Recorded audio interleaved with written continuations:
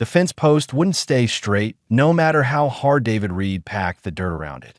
His hands were shaking again, the way they always did when he pushed himself too hard. 3 years since the bullet fragment lodged near his spine, and his body still reminded him daily that some things don't heal completely. He stepped back and wiped sweat from his forehead. The Montana sun beat down on his small ranch, turning the afternoon into a furnace. Behind him, something large moved through the grass with surprising silence. David didn't turn around. He knew that particular footstep pattern better than his own heartbeat. Frost emerged from the tall grass, scales catching the light like fresh snow. The albino dragon stood as tall as a horse now, though he'd been the size of a cat when David first found him. That felt like a lifetime ago. Black market traders had been selling exotic eggs at an underground station near the Belt Colonies. David had used his entire discharge bonus to buy one egg that looked different from the others. Paler, lonelier somehow. The dragon chirped softly and pressed his snout against David's shoulder. It was their routine. Frost checked on him whenever the shaking started. David reached up and scratched the ridge above Frost's eye. The dragon's scales were warm from lying in the sun. "I'm fine, buddy. Just overdid it today." Frost made a low rumbling sound in his chest. Not quite a growl, more like a question. David had learned to read those sounds over the past 2 years. This one meant concern mixed with doubt. "Okay, you're right. I'm not fine, but I'm not dying either." The dragon snorted and turned toward the house, looking back expectantly. David followed, grateful for the excuse to stop working. His back screamed with each step. Inside, the air conditioning hit him like a blessing. Frost couldn't fit through the door anymore, so he settled on the porch where he could see through the windows. David grabbed a bottle of water and collapsed into his chair. The television was playing news on mute, images of assembly ships and human colonies flickering across the screen. He'd stopped watching with sound months ago. Too much politics, too much tension between Earth and the galactic government. He'd done his time fighting. Now he just wanted peace. His tablet buzzed with a delivery notification. The drone had dropped supplies at the end of his long driveway. David groaned. That meant another trip outside in the heat. Through the window, he saw Frost stand up and trot toward the road. 5 minutes later, the dragon returned with a supply box carefully gripped in his teeth. "Thanks, buddy." Frost set the box on the porch and made that questioning rumble again. David opened the door and pulled the box inside. Standard stuff. Food, medicine, news tablets he never asked for but kept getting anyway. He tossed one of the tablets on a coffee table where it lit up automatically. The headline made him pause. Assembly demands registration of all exotic fauna. Below it, a subheading read, "Dragon owners face compliance deadline." David felt something cold settle in his stomach. He picked up the tablet and read through the article. The Galactic Assembly's Regulatory Commission was requiring all exotic animals to be registered and inspected. Dragons specifically were mentioned. Something about genetic anomalies and public safety concerns that he looked through the window at Frost, who was watching him intently. Those pale blue eyes held an intelligence that had always unsettled David a little. Frost understood too much, responded too perfectly to complex commands, solved problems that should have been beyond any animal. "They want to take you away," David said to the glass. "Put you in some facility for testing." Frost's head tilted, and David could swear the dragon understood every word. He'd been talking to Frost since the egg hatched, telling him about the war, about the friends that didn't make it home, about the nightmares that still woke David screaming. Frost had listened to all of it without judgment. The tablet showed images of other dragons being loaded onto transport ships. Their owners stood by helplessly, holding papers and compliance orders. David's hands started shaking again, but this time it wasn't from physical strain. "I won't let them," he said firmly. "I didn't save you from those traitors just to hand you over to the government." He spent the rest of the afternoon researching options. There weren't many good ones. Hide Frost and hope no one reported them. Run to a frontier colony beyond assembly jurisdiction. Fight the order in court and probably lose. Every choice led somewhere bad. Evening came with its usual routine. David made dinner while Frost dozed on the porch. The dragon ate 3 times what David did, mostly raw meat that David bought from a processing plant in town. People there knew about Frost, but minded their own business. Montana folks were good that way. After eating, David sat outside and watched the stars come out. Frost lay beside the chair, close enough that David could rest his hand on the dragon's neck. The scales were cooling now, releasing the day's heat. "You're the only friend I've got left," David said quietly. "Everyone else either died over there or can't understand what it was like. But you just listen. You don't judge. You don't expect me to be the same person I was before." Frost's breathing was slow and steady. David felt his own heartbeat calm to match it. This was the only time he felt truly at peace anymore. Out here with his dragon, away from the world that had taken so much from him that he must have dozed off because the next thing he knew, it was full dark. The stars blazed overhead in patterns he'd learned during his service. Navigation stars that had once guided ships now just looked pretty. David started to stand, then froze. Frost was sitting up, staring directly at him. The dragon's throat was glowing faintly from within, pulsing with a soft light David had never seen before. The glow grew brighter, and Frost opened his mouth. What came out wasn't a chirp or a rumble. "David." The word was rough, uncertain, like someone speaking for the first time. But it was clear.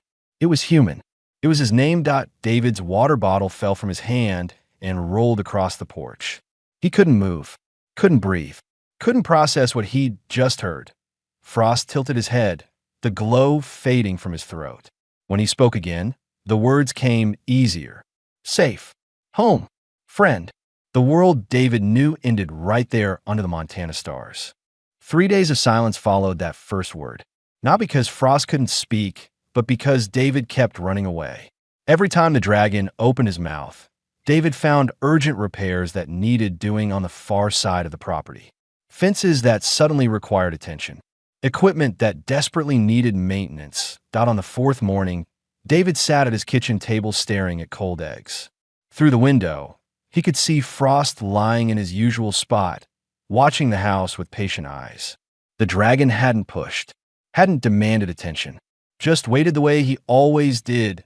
David's hands wrapped around his coffee mug, feeling the warmth seep into his palms. He'd spent 3 years talking to Frost about everything. His fears, his pain, his guilt over surviving when better soldiers had died. And the whole time, Frost had understood, had been listening not as a pet, but as someone who comprehended every single word. The embarrassment should have been crushing. Instead, David felt something else. Something that might have been relief. He stood up, walked to the door, and opened it. Frost's head lifted immediately. "Okay," David said. "I'm ready to listen now." Frost stood and approached slowly, careful not to seem threatening despite his size. When he reached the porch, he settled down so his eyes were level with David's. "Scared you?" Frost said. His voice was getting smoother, more natural. "How long?" David asked. "How long have you understood?" "Always." Frost's pale eyes never left David's face. "Even an egg." Heard voices. Felt emotions around me. New fear from the traders. New kindness from you. David sat down hard on the porch steps. Dragons can do that. Understand language from inside the egg. Some can. Not all. Frost shifted his weight, scales scraping against wood. We learn by listening, by feeling. Takes time to make the sounds ourselves. Most dragons never try. Why not? Frost's expression changed in a way David had never noticed before. Something sad entered those intelligent eyes. Because no one talks to us like we matter. We're tools, pets, possessions. Who speaks to property? The words hit David like a physical blow. He thought about all the times he'd seen dragons at military bases, chained and muzzled, used for cargo hauling or guard duty, treated exactly like equipment. "But you learn," David said. "You talk to me." Frost's voice carried weight now, emotion. "Every day, you told me things you told no one else. You trusted me with your pain. I wanted to answer, to tell you that your pain mattered, that you mattered." David felt something hot behind his eyes. He hadn't cried since before the war. "I thought I was crazy, talking to an animal. You were talking to a friend who couldn't answer yet." Frost moved closer, carefully. Needed to be sure first. sure that speaking wouldn't scare you away. You're the only human who ever saw me as more than a thing. Over the next hours, Frost explained what he knew about dragons. They weren't native to any known world, just appeared in the galaxy centuries ago, already fully formed. Some species claimed dragons were ancient bioweapons. Others thought they were failed experiments. Nobody knew the truth. We remember things, Frost said. Genetic memories from dragons who came before. Not clear, like dreams, but enough to know we used to be different. Used to be free. The Assembly knows this. David asked. Some do. They suppress the research. Easier to use us if we're classified as animals. Frost's claws scrape the wood. But humans are different. You see us. You form bonds, even when told we're not capable of bonds. It confuses the other species. David thought about that. Humans had only joined the galactic community 15 years ago. They were newcomers, barely understood by the older races. But humanity had a reputation for adopting anything that moved, bonding with species that preferred isolation, making friends where others saw only resources. How many? David asked. How many dragons have started speaking? Don't know exact numbers, but I feel others waking up, like echoes in a mind. Dragons bonded to humans, finding their voices. Frost paused. That's why the Assembly is scared. Why they want registration and control. Because speaking dragons can testify about how they've been treated. Yes. David stood and paced the porch. His military training kicked in automatically, analyzing the tactical situation. The Assembly had legal authority over exotic fauna. They could claim public safety concerns, could force compliance through economic pressure or direct intervention. Earth's government would probably roll over rather than fight. We could run, David said. There are colonies beyond Assembly space. Frontier worlds where nobody asks questions. You would do that? Frost asked. Give up your home for me. You're my home now. The words came out before David could think about them. But they were true. This ranch, this life, it only mattered because Frost was part of it. Frost stood, and David saw something new in his posture. Determination. Don't want to run. Want to fight. Frost, we can't fight the Assembly. They have fleets, armies, legal systems designed over thousands of years. Not fighting with weapons. Fighting with truth. Frost's voice grew stronger. I want to speak in front of them. Want other dragons to speak. They can take our freedom, but they can't silence voices they've already heard. David wanted to argue. Wanted to explain all the ways that plan could fail. But looking at Frost, seeing the courage in his friend's eyes, he couldn't find the words. Instead, he thought about all the speeches he'd heard during the war. Officers talking about fighting for those who couldn't fight for themselves. Protecting the innocent. Standing up even when the odds were impossible. He'd thought those days were behind him. Thought he'd done his part and earned his peace. Frost watched him, waiting for an answer. Okay, David finally said. We fight, but we do it smart. We get help. We build a case they can't ignore. Frost's whole body seemed to relax. Thank you. Don't thank me yet. This is going to get ugly. Already ugly, Frost replied. At least now we face it together. That night, David made a list of people who might help. Old military contacts. Scientists he'd met during his service. Anyone who might believe that dragons deserved more than chains. Through the window, he watched Frost practice forming words, speaking to the darkness. Each syllable came clearer than the last. A voice finding its strength, David picked up his tablet and started making calls. Colonel Patricia Hayes arrived in a civilian transport just after dawn. David hadn't seen her since his discharge ceremony, where she'd pinned his medical retirement papers to his chest and told him he'd earned his rest. Now she stood in his kitchen, staring at Frost through the window with an expression somewhere between wonder and tactical assessment. He really speaks, she said. It wasn't a question. Good morning to you too, Colonel, Frost called from the porch. His voice carried clearly through the open door. Hayes grabbed the counter for support. I read your message a dozen times. Thought you'd lost your mind from isolation. But here we are. Here we are, David agreed. He poured coffee and slid a mug across to his former commander. How bad is the situation? Hayes sat down heavily. Worse than you know. The Assembly's Regulatory Commission isn't just asking for registration. They're planning mandatory collection of all dragons within assembly space. Transport them to research facilities for evaluation. Evaluation, Frost said from the doorway. Nice word for experimentation. Hayes turned to look at the dragon directly. You understand the political implications then. I understand that speaking makes us dangerous to those who profit from our silence. Frost moved closer, but stayed outside.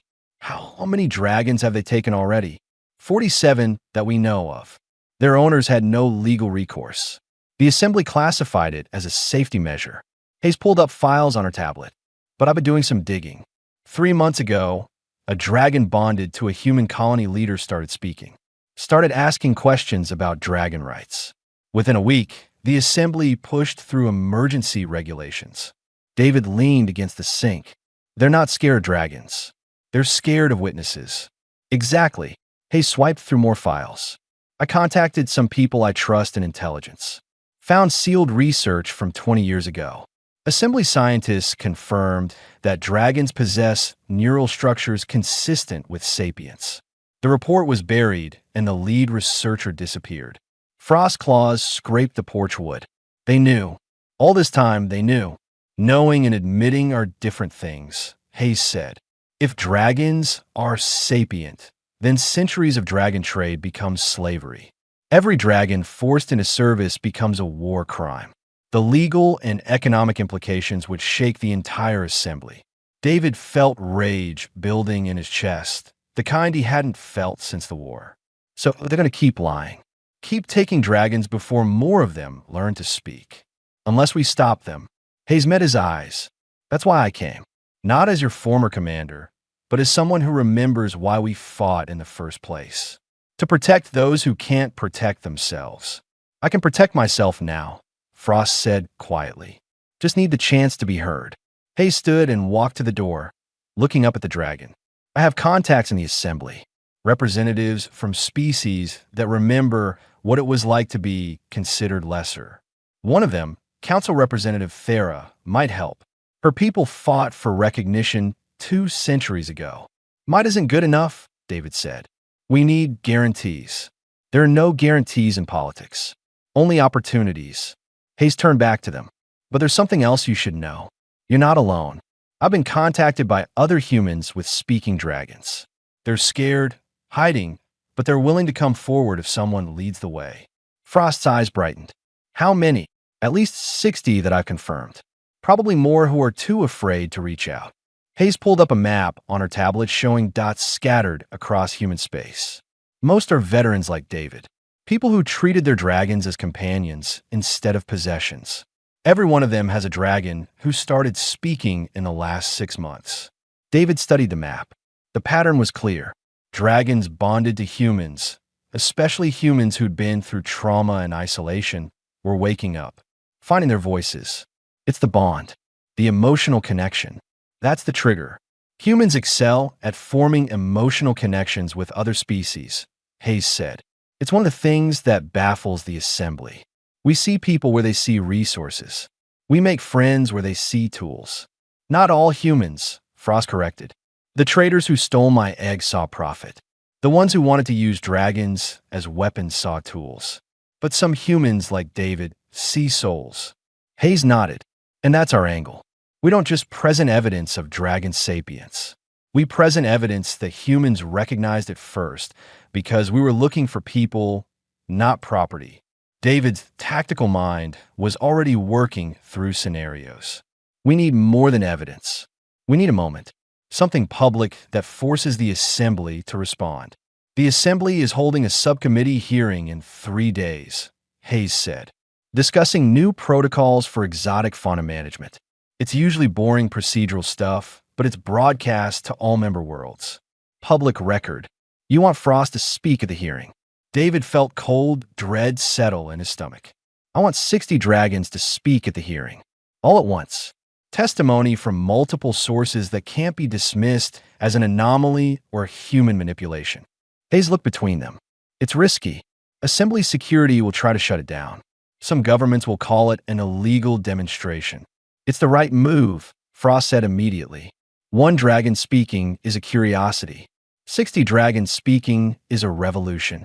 David wanted to argue, wanted to find a safer path. But he'd been a soldier long enough to recognize when a risky play was the only play. We'll need coordination, security, a way to make sure the broadcast can't be jammed. I have people working on that, Hayes said. But David, you need to understand what you're risking. If this goes wrong, the Assembly could classify dragons as a security threat, make things worse instead of better. Things are already worse, Frost said. They're taking dragons from their homes, separating families. How much worse can it get? The question hung in the air. David thought about all the ways governments could make things worse. Forced relocations, permanent confinement, elimination of threats. But he also thought about Frost's voice, about the courage it took to speak when silence was safer, about all the dragons still voiceless, waiting for someone to show them it was possible. We do this right, David said finally. We coordinate with the others.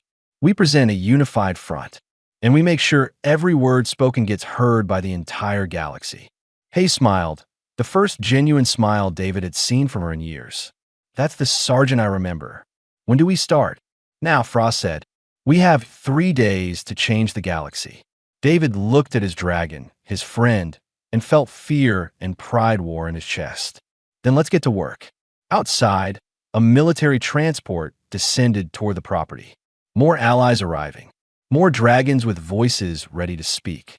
The fight was just beginning, but for the first time in 3 years, David felt like a soldier with a mission worth fighting for. David's small ranch became a command center within hours. Veterans arrived in ones and twos, each bringing their dragon companion.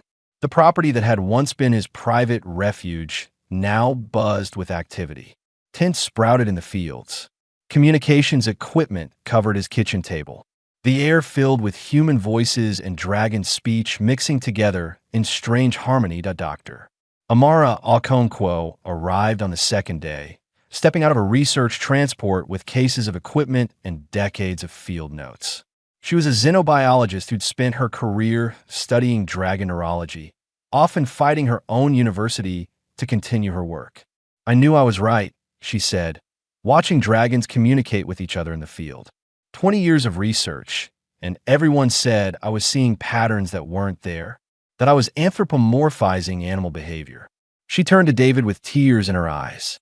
But I was right. There were always people.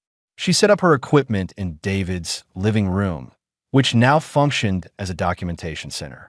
Each dragon who arrived gave testimony while she recorded everything. Their stories were painfully similar. Years of silence, understanding, but being unable to respond. Watching other dragons treated as objects. Then finding humans who talked to them like they mattered. And suddenly the words came, but a dragon named Winter, bonded to a veteran named Rachel, described watching her previous owner beat dragons who moved too slowly. I was next. Rachel bought me to save me. She cried when she saw the scars. No one had ever cried for me before. Another dragon called Stone, whose human partner Samuel had been a combat medic, spoke about trying to warn his first owner about a structural failure in their ship. I understood the danger. I tried to show him. He hit me for being difficult. For people died when the support gave way. I knew. I couldn't say. David listened to each testimony, feeling rage build alongside grief. Frost stayed close, translating nuances of dragon communication that humans might miss. The bond between them had grown stronger since Frost found his voice. No more guessing at meanings. No more one-sided conversations. Colonel Hayes coordinated with her Assembly contacts through encrypted channels. The news wasn't encouraging. Assembly security had flagged unusual dragon activity. Intelligence services were monitoring human communications. The subcommittee hearing was still scheduled, but there were rumors of increased security measures. They know something is coming, Hayes said during an evening briefing. They're not sure what, but they're nervous. Good, Frost said. He'd become unofficial leader of the dragons, the one they looked to for direction. Let them be nervous. They should be. Dr. Okonkwo displayed her compiled data on a large screen. Neural scans, behavioral studies, linguistic analyses. Years of suppressed research laid bare. This is enough to prove sapience by any reasonable standard. The Assembly's own criteria, if applied honestly, would classify dragons as intelligent beings. The word is intelligent beings, corrected a dragon named Cloud. We're not things that achieve intelligence. We're beings who possess it. Dr. Okonkwo nodded, making the correction in her notes. You're absolutely right. I apologize. David watched this exchange and understood something crucial. It wasn't enough to prove dragons were smart. They had to be recognized as people with rights, dignity, and agency. The language mattered. The framing mattered. We need to change our approach, he said. Everyone turned to look at him. We're not asking the Assembly to grant dragons personhood. We're informing them that dragons are people and have always been people. We're not requesting rights. We're demanding recognition of rights that already exist. Frost's eyes gleamed with approval. Exactly. We're not seeking permission to be what we are. The next day, they rehearsed. 60 dragons practicing testimony, learning to speak clearly under pressure. Some struggled with pronunciation. Others fought against years of conditioning that taught them to stay silent. The humans helped, encouraging and supporting, treating each dragon's words as valuable. Rachel worked with Winter on controlling nervous stammering. Samuel helped Stone project his voice. David guided Frost through the main testimony they'd written together, refining each point. The Assembly will try to discredit us, Frost said during a break. Claim humans trained us to mimic speech, that we're responding to commands, not thinking independently, which is why we emphasize different perspectives, Dr. Okonkwo said. 60 dragons, 60 unique voices, 60 different experiences. No script could create that kind of authentic variation. Colonel Hayes received a message that made her swear loudly. Council Representative Thera just contacted me. She's arranged for the hearing to include an open testimony period. Anyone can speak. But there's a catch. There's always a catch, David said. Assembly security will be present in force. If they deem any testimony a security threat, they can shut down the entire hearing immediately. We get one shot. If we push too hard too fast, they'll silence everyone and justify it as maintaining order. The room fell quiet. David looked at the dragons gathered in his house and field, each one representing hope for their entire species. The weight of that responsibility pressed down on him. Frost moved beside him, scales brushing against his shoulder. We knew this would be dangerous. Dangerous is fine. Impossible is harder. David rubbed his face. We need someone inside. Someone the Assembly respects who can keep the hearing open long enough for you to make your case. I might have someone, Hayes said slowly. Admiral Liu retired from Earth Defense Force last year. He's consulting for the Assembly now, advising on human integration matters. He owes me favors, and he's got the rank to make security think twice. Will he help? Only one way to find out. Hayes made the call. The wait felt like hours, but was probably only minutes. When Admiral Liu's face appeared on the screen, David recognized him immediately. The Admiral had commanded the fleet during the contact wars. He'd made decisions that saved millions of lives and cost thousands of others. A man who understood terrible choices. Patricia, Liu said, I hoped I'd never get this kind of call from you again. Sir, I need to ask something that might end both our careers. Liu's expression didn't change. I'm listening. Hayes explained everything. The speaking dragons, the suppressed research, the plan to testify at the hearing. Liu listened without interrupting, his face unreadable. When Hayes finished, Liu was quiet for a long moment. Then he said, I met a dragon once. During the war, it was guarding an assembly supply depot. I watched it risk its life to pull wounded soldiers from a burning building. Assembly soldiers, human soldiers, didn't matter. It saved everyone it could reach. He paused. That dragon never spoke. But I remember thinking it had more honor than half the officers I served with. Will you help us, sir? Send me the details. I'll be there. Liu's voice hardened. And Patricia? Make sure those dragons speak loud enough that the entire galaxy hears them. The call ended. David felt something like hope stir in his chest. They had one day left. The Assembly hearing chamber looked like every bureaucratic room David had ever hated. Sterile white walls. Rows of seats arranged in perfect order. A raised platform where committee members sat in judgment. The only difference was the scale. This room was built for a dozen species, with accommodations for beings that breathed different atmospheres and saw in different light spectrums. David stood in the observation area with the other humans, watching their dragons gather near the testimony platform. 60 dragons in one space should have been chaos. Instead, they moved with quiet dignity, arranging themselves in a semicircle. Frost stood at the center, the albino dragon visible against all the darker scales around him. Security forces lined the walls. Assembly guards in armor, weapons visible. Admiral Liu stood among them in his consultant uniform, his presence a silent warning that Earth's military was watching. Colonel Hayes sat in the diplomatic section, fingers dancing across her tablet as she coordinated with allies across the chamber. The committee chair, a tall insectoid, being from a species called the Vrin, activated the hearing. Its translated voice echoed through the chamber.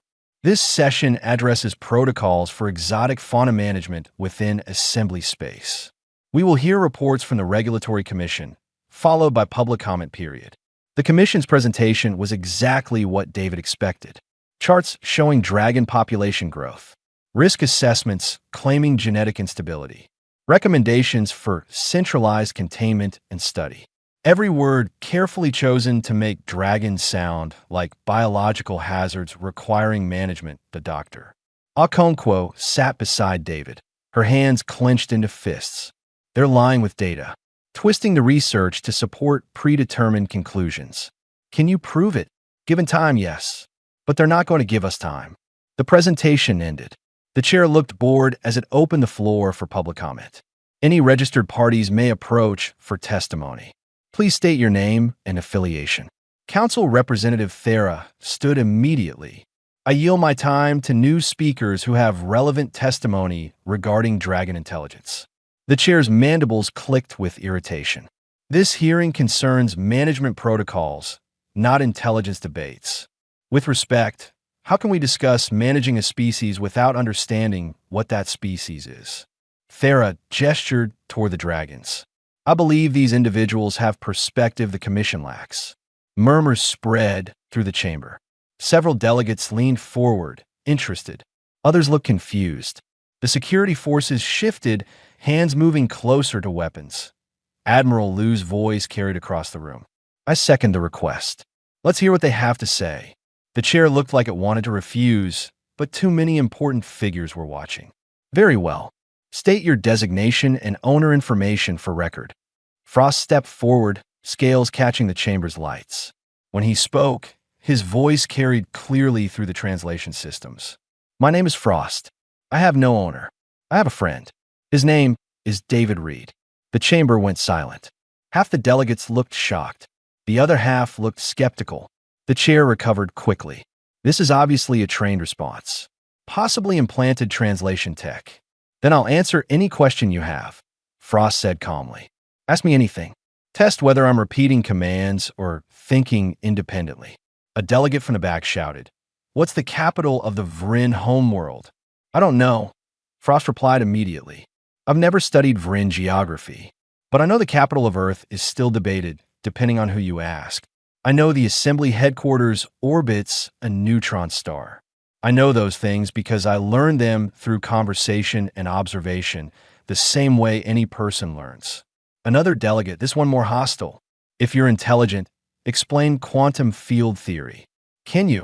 Frost countered. Intelligence doesn't mean knowing everything.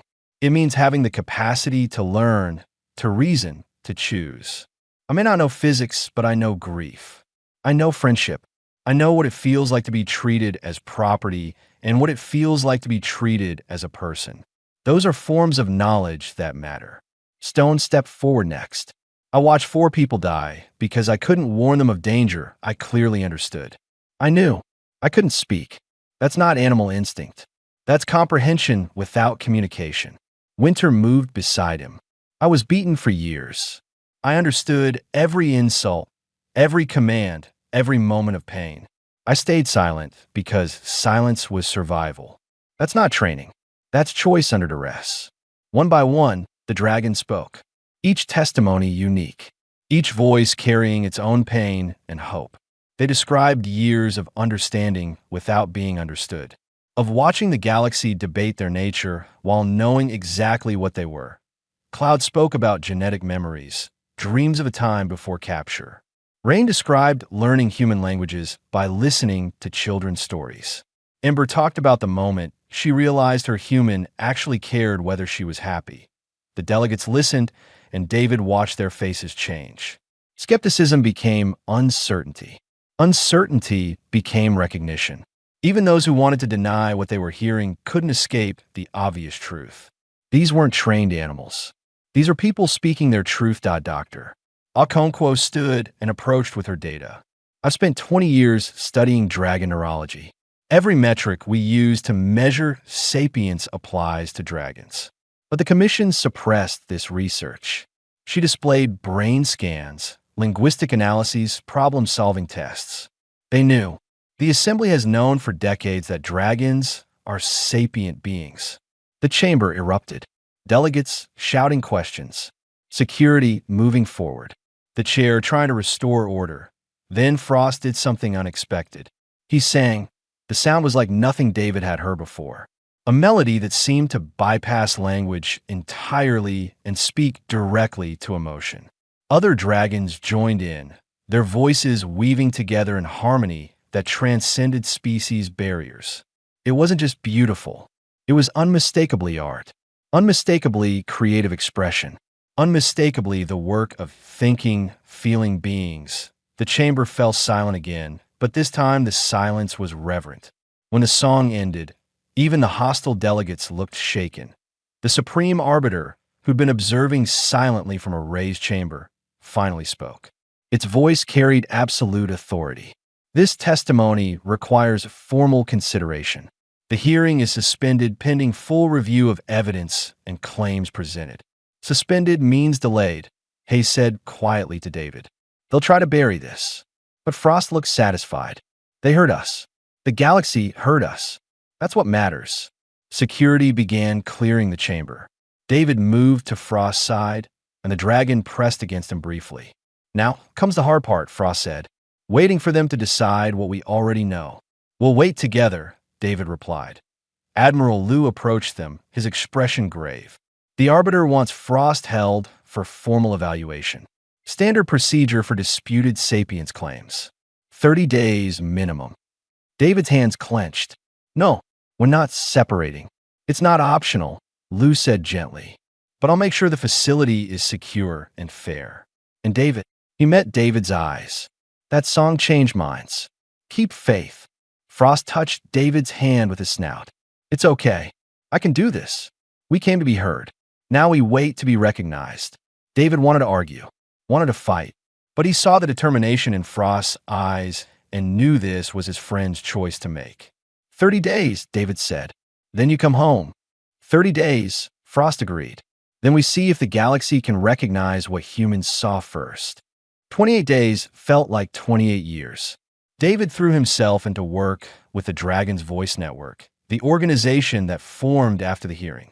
Veterans and their dragons coordinating legal strategies, gathering more testimonies, preparing for whatever decision came down from the Assembly. Rachel and Winter set up a communication hub at David's ranch. Samuel and Stone worked on documentation, recording every instance of dragon intelligence for the public record. Dr. Okonkwo traveled between research facilities, peer-reviewing every study the Commission tried to use against them. Colonel Hayes reported daily from Assembly space. They're stalling. Some delegates want immediate recognition. Others are terrified of the legal implications. Every day of delay is them trying to find a way out that doesn't admission they were wrong. David barely slept. Every morning, he woke expecting news. Every evening, he went to bed disappointed. The house felt empty without Frost's presence on the porch. The silence was oppressive. On day 29, Admiral Liu sent an encrypted message. Decision tomorrow. It's going to be close. Prepare for either outcome. That night, David sat outside under the Montana stars. Winter approached quietly and settled beside him. The dragon had been keeping him company during Frost's absence, a kindness Rachel had offered without being asked. "He's okay," Winter said softly. "I can feel him in the way dragons sense each other. He's scared but strong. I should be there with him." "You are. He carries you with him the way I carry Rachel. Bonds don't break because of distance." David looked at this dragon who'd become a friend in her own right. "How do you do it? How do you stay hopeful when the galaxy keeps proving it sees you as less?" Winter's eyes reflected starlight. "Because I've met humans who see us as more. Because I've watched my friend cry for my pain and fight for my freedom. Because hope isn't about knowing you'll win. It's about knowing the fight matters." The next morning, David stood in his kitchen, surrounded by dozens of humans and dragons gathered to watch the announcement. The screen showed the assembly chamber filled with delegates from across the galaxy. The Supreme Arbiter took its position, and the chamber fell silent. After extensive evaluation and review of testimony, the Arbiter began, "This assembly has reached a determination regarding the sapient status of the species commonly designated as dragons." David's heart hammered against his ribs. Beside him, Rachel gripped Winter's neck. Every human held their breath. The evaluation board has concluded that dragons demonstrate all recognized markers of sapient intelligence: linguistic capability, abstract reasoning, emotional complexity, creative expression, self-awareness. The Arbiter paused. "Furthermore, evidence suggests the Assembly has been aware of dragon sapience for multiple decades and actively suppressed this information." The chamber erupted in chaos. Delegates shouting, some in anger, some in triumph. David couldn't hear the rest over the roaring in his ears. Colonel Hayes appeared on a separate screen, tears streaming down her face. "They did it. Frost and the others did it. Full sapient status, immediate citizenship rights, criminal investigations into suppression and exploitation." The ranch exploded in celebration. Dragons roaring with joy, humans crying and laughing. Winter pressed against David, her whole body trembling with relief. But David just wanted Frost home. 2 days later, a transport landed at the ranch. The door opened, and Frost emerged, moving carefully down the ramp. He looked thinner, tired, but his eyes were bright. David met him halfway, and they stood there for a long moment, not needing words. "Told you 30 days, Frost finally said, his voice rough with emotion. "You're late," David replied, trying to sound stern and failing completely. "Had to sign paperwork. Apparently being recognized as people means bureaucracy." Frost looked around at the ranch, the mountains, the sky. "I'm officially a citizen now. Of Earth and the Assembly both. Got documentation and everything. That's good. They offer me a position. Representative to the Assembly Council. First dragon in galactic government." Frost's gaze turned to David. "Important work. Necessary work." David felt his heart sink. "You should take it. You earned it." Would mean staying in Assembly space, living in government quarters, attending endless meetings with delegates who still don't want to accept what we are. Frost moved closer. "Or I could come home, work from here, represent dragons, while actually living among the people who recognized us first. You'd give up that position to stay here. I'd choose to do the work that matters from a place that matters." Frost pressed his snout against David's chest. "You taught me something during these 30 days apart. Being recognized is important. But being home with someone who saw you before the galaxy did? That's everything." David wrapped his arms around Frost's neck, and for the first time in a month, felt complete. The months that followed brought enormous change. Dragons across the galaxy were freed from forced service. Those who chose to stay with their human companions did so as partners, not property. Others formed their own communities, exploring what it meant to be dragon in a galaxy that finally acknowledged them. David's ranch became an informal embassy. Dragons and humans visiting to learn about bonding, about advocacy, about building bridges between species. Dr. Okonkwo established a research center nearby, studying dragon culture and communication with their full cooperation and consent.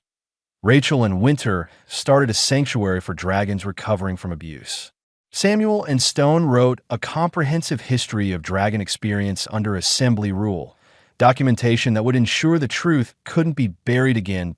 6 months after the hearing, David stood on his porch watching Frost work on a tablet. The dragon was drafting proposals for interspecies legislation, his voice recognized in council chambers across the galaxy. "Do you ever regret it?" David asked. "Speaking up? You could have stayed safe and quiet." Frost looked up from his work. "Safe and quiet isn't living. It's just surviving." He set the tablet aside. "You asked me once before all this started if I trusted you. Do you remember?" "I remember. I trust you now more than ever. Because you didn't want to change me or use me or show me off as proof of human superiority. You just wanted me to have the choice to be who I am." Frost's eyes held warmth and certainty. That's what love looks like. Seeing someone's potential and giving them space to reach it. David felt something settle in his chest.